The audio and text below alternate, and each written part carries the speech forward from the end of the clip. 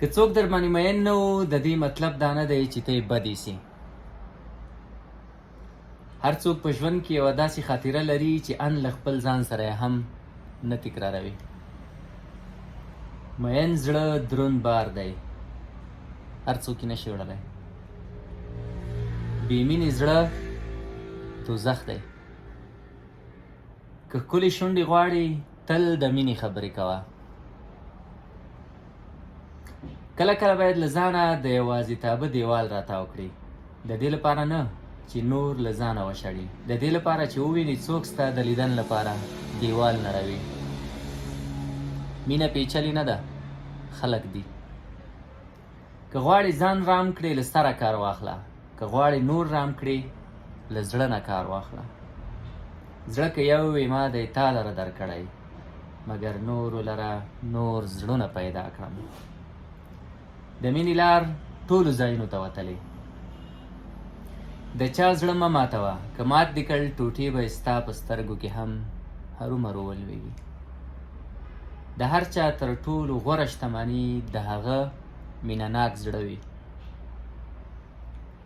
مینېدن یعنې داسې څوک لرل چې په غوسه کې درته ووایي کرار شه زړګیه، ژوند په غوسو نه ارځي، خوند ترې واخله. مینه یوه سترګه لري، کرکه ړنده وي. مینېدن یوازې بهانه ده. انسان تل د داسې چا په لټه کې وي چې په پټو سترګو باور پرې وکړی شي. د زړه ور ټولو ته واز لره، خو مین په یوه اوسه. که د چا په زړه کې دې ځای ونه مونده، د پښو خاورې کېږئ مه.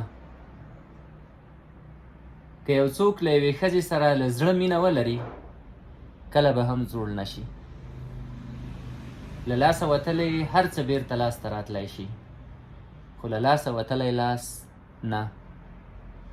100 کاله تنهایي د هغه چا په تمه له پاتې کېدنه ښه ده چې هره شیبه یې د نه تللو ژمنه ستا د غوږونو پردې درش کوي. ډېر کله د یو چا د پام راړولو لپاره تر ټولو غوره لار دا وي چې هیڅ پاملرنه ورته ونه شي او په رټ میدان پرېښودل شي. شهی هغه چې بدګړی یې هم ښېګړې لګي. که د نړۍ تر ټولو ستر شتمن هم یې، تر څې د یوې ښځې په زړه کې کور ونه لري، تر ټولو ډېر نیستمن یې. زړه صندوق نه دی چې ډک شي، زړه په مینه ستریږي، څومره مینه هومره ستر. د چا زړه مه ماتوه، له مات شوي زړه نه تیږه جوړیږي. عشق ته له مانه مه درومه که زوړ یم، له ځوانانو سره ډېر د لارې مله شته. ژوند